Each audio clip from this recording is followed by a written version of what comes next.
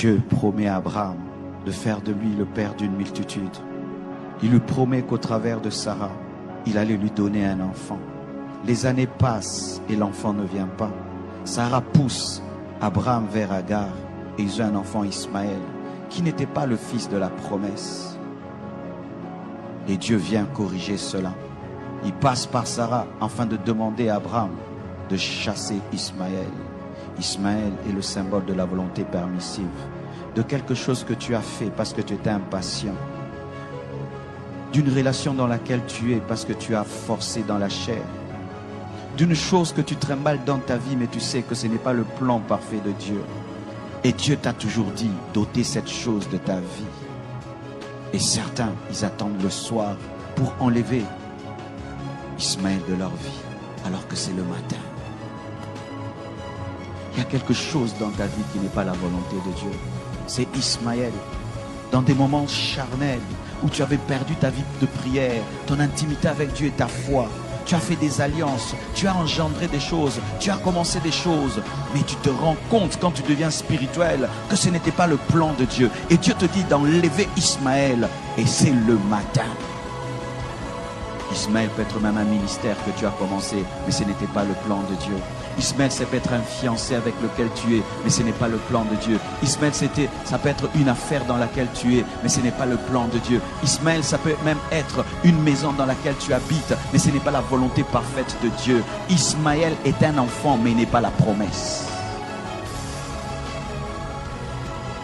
Quand tu as Ismaël dans ta vie, plus tôt tu te débarrasses de lui, plus tôt Isaac grandira, car la présence d'Ismaël met mal à l'aise Isaac.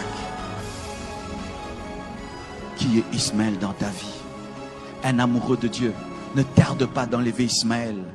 Tôt le matin, il enlève Ismaël. Quand tu te rends compte dans ta vie que ce que tu pensais être le plan parfait de Dieu n'est pas le plan parfait de Dieu, tu peux dire à un fiancé: je pensais que tu étais l'homme de ma vie, mais Dieu m'a dit que moi, je serai une grande servante de Dieu. Je ne peux pas épouser un païen.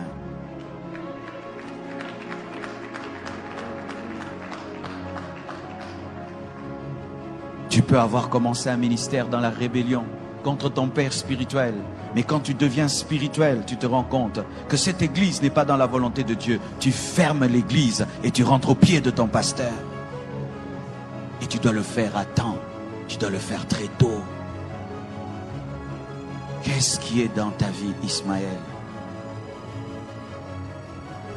Lorsque tu as Ismaël dans ta vie, voici ce qui va t'arriver. Ce n'est pas Satan qui te combattra, c'est Dieu lui-même qui va te combattre. C'est lui qui sera ton ennemi numéro 1. Il s'opposera à toi jusqu'à ce que tu comprendras que tu n'es pas plus sage que lui. Enlevez vos Ismaël très tôt. Ne dis pas: je vais le faire dans 1 mois, dans 2 mois, dans 3 mois. Le plan de Dieu va prendre du retard dans ta vie. Je vous assure, mes frères et sœurs, il y a des choses qui prennent 10 ans dans nos vies, alors que ça devait prendre 1 semaine. Tellement que tu as tardé d'enlever Ismaël, tellement que tu as tardé d'enlever Ismaël, et Dieu voit qu'Isaac sera en danger. Tant que tu ne lâches pas la volonté permissive, tu ne vivras jamais la volonté parfaite de Dieu. Certains ici, vous êtes dans des relations qui ne sont pas de Dieu. Tu vis dans la même maison qu'un homme qui ne t'a pas épousé. Mais Dieu t'a toujours dit qu'il va te donner ton mari. Mais voici la condition que tu as donnée à Dieu. Donne-moi d'abord mon mari avant que j'abandonne celui-ci. Ça ne marche pas comme ça. Tu lâches Ismaël. Tu dois lâcher Ismaël. Tu dois lâcher Ismaël. Je dis tu dois lâcher Ismaël. Dieu me dit qu'il y a des gens qui sont dans de telles situations, qui sont en train de poser des conditions à Dieu avant d'obéir. Vous allez obéir trop tard.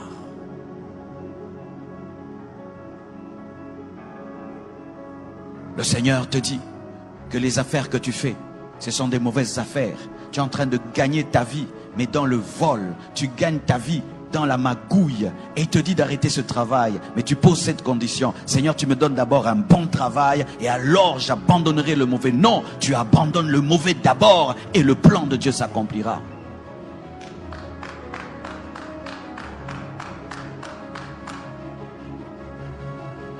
Es-tu dans la volonté parfaite de Dieu? La chose que tu as a été engendrée par quoi? Par l'impatience? A été engendrée par la chair? a été engendré par l'esprit, a été engendré par toi-même. Tu as forcé les choses. Et voilà que tu as Ismaël entre tes mains. Un enfant problématique. Jusqu'aujourd'hui, Ismaël est un problème pour Abraham. Ismaël a engendré tous ces gens qui bombardent le monde et qui créent des guerres dans le monde entier. Faites très attention. Obéissez à temps. Vous savez, mes frères et sœurs, lorsqu'une maladie est au début, on peut la soigner très tôt. Mais si tu la laisses grandir, tu peux vivre une amputation. Plus tôt tu obéiras à Dieu, plus tôt Dieu te guérira. Et si tu fais 10 ans, 20 ans, 30 ans avec Ismaël, il fera partie de ta vie. Et le jour que Dieu va l'enlever, une partie de toi sortira.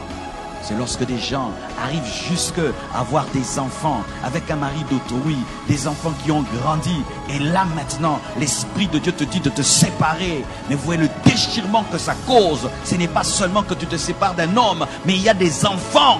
Pourquoi? Tu as gardé d'enlever Ismaël de ta vie.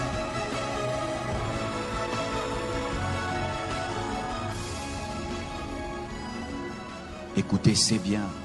Dire qu'on a bien prêché dans la convention, c'est bien.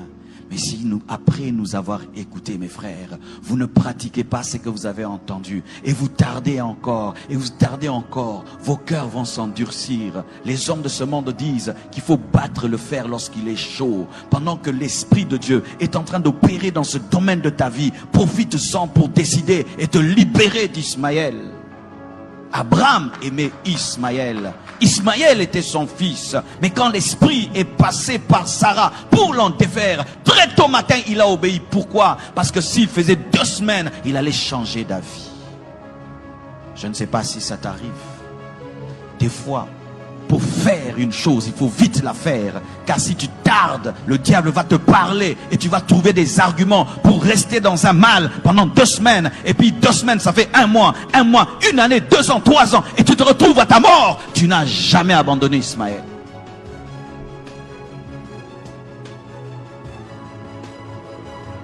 Même si tu vas laisser Ismaël dans le désert en pleurant, pleure, mais laisse-le dans le désert.